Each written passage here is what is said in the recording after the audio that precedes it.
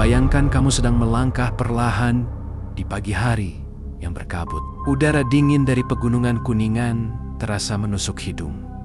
Dan suara gemericik air mengalir lembut dari sebuah mata air tua. Awan tipis menggantung di atas pepohonan dan di bawahnya tampak kolam besar berair biru jernih. Tak ada suara bising, hanya ketenangan. Tapi ketenangan itulah yang justru membuat bulu kuduk merinding. Karena di dalam kolam itu hidup makhluk yang oleh masyarakat setempat disebut ikan dewa. Ikan dengan sisik perak keemasan. Ikan yang tidak pernah boleh diambil, tidak pernah boleh dimakan, bahkan tidak boleh diganggu sedikitpun. Konon, siapa yang berani melanggar, hidupnya akan terkena petaka. Hari ini kita akan menyelami sejarah, legenda, dan kisah-kisah mistis tentang ikan dewa yang telah hidup ratusan tahun di Cibulan, Kuningan, Jawa Barat. Untuk memahami legenda ini, kita harus kembali jauh ke era Kerajaan Sunda. Ada seorang raja bijaksana bernama Prabu Siliwangi. Nama yang hingga sekarang masih dihubungkan dengan banyak kesakralan di Jawa Barat. Konon, di masa pemerintahannya, beliau sering melakukan perjalanan ke daerah pedalaman untuk bersemedi. Salah satu tempat yang kerap beliau datangi adalah mata air yang kini kita kenal sebagai Cibulan. Di tempat itulah, menurut cerita masyarakat setempat, sebuah peristiwa penting terjadi. Prabu Siliwangi memiliki beberapa pengikut yang berkhianat. Mereka adalah prajurit yang kecewa dan memutuskan meninggalkan kerajaan.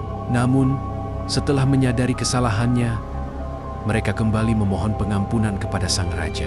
Prabu Siliwangi hanya tersenyum. Beliau memaafkan, tetapi dengan syarat, jika kalian sangat menyesal, maka kalian akan kujadikan penjaga abadi tempat ini. Kalian tidak akan lagi menjadi manusia, tapi tetap akan hidup selamanya. Begitu kata Prabu Siliwangi. Dan dalam sekejap, para prajurit itu berubah. Sisik tumbuh di tubuh mereka, kaki menjadi sirip, dan mata mereka bercahaya seperti emas. Mereka berubah menjadi ikan kancra bodas, ikan yang kini dihormati sebagai ikan dewa. Sejak saat itu, ikan dewa dianggap sebagai penjelmaan manusia, makhluk yang menjaga kedamaian mata air Cibulan.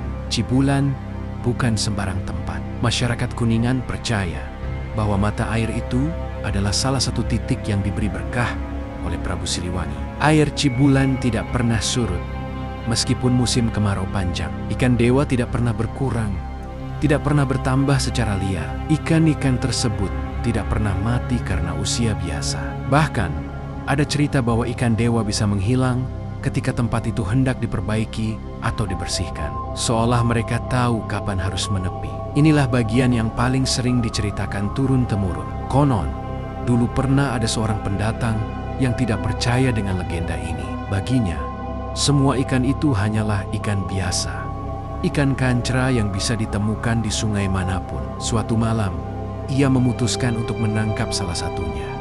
Diam-diam, ia turun ke kolam, memancing, dan berhasil membawa pulang seekor ikan dewa kecil. Namun setelah sampai rumah, sesuatu yang janggal terjadi. Ikan itu tidak bergerak di ember, tapi matanya seperti melihat balik ke arahnya. Malamnya, pria itu mendengar suara seperti orang bicara, pelan tapi jelas. "Kembalikan aku." Awalnya ia mengira itu halusinasi, tapi suara itu terus berulang, bahkan semakin keras. Rumahnya mendadak sangat dingin. Piring-piring jatuh sendiri. Lampu berkedip. Keesokan harinya, tanpa pikir panjang ia kembali ke Cibulan dan mengembalikan ikan tersebut ke kolam.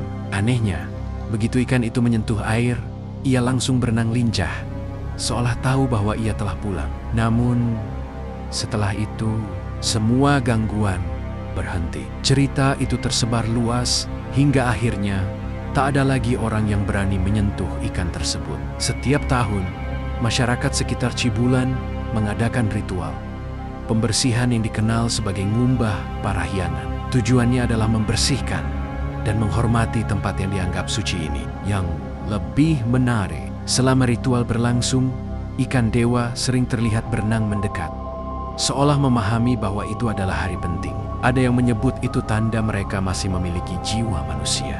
Banyak pengunjung yang mengaku melihat ikan dewa mengikuti orang tertentu.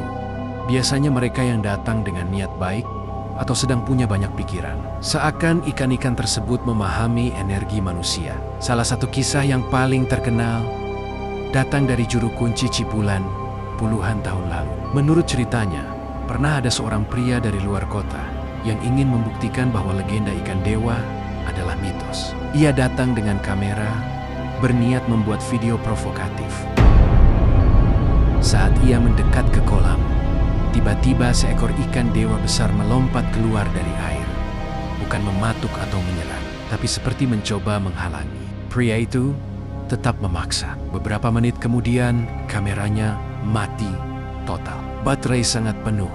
Memory card masih normal, tapi perangkatnya tidak mau menyala. Ia panik dan akhirnya pulang. Sesampainya di rumah, kamera itu kembali menyala, tapi hanya menampilkan satu rekaman.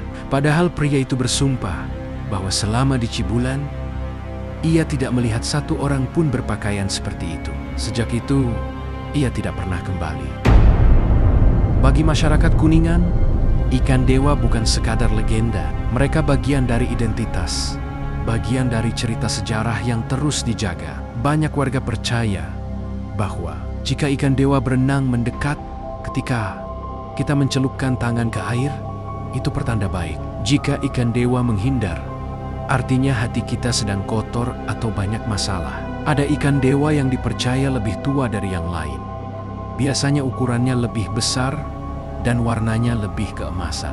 Bahkan ada cerita bahwa tidak semua orang bisa melihat ikan dewa tertentu. Hanya orang-orang tertentu yang hatinya bersih. Legenda ini bukan hanya tentang ikan, bukan tentang mistis semata. Ini adalah cerita tentang loyalitas, penyesalan, kesetiaan abadi, menghormati alam dan sejarah. Ikan dewa di Cibulan bukan hanya makhluk air. Mereka dianggap simbol pengabdian dan penjaga tempat suci peninggalan leluhur.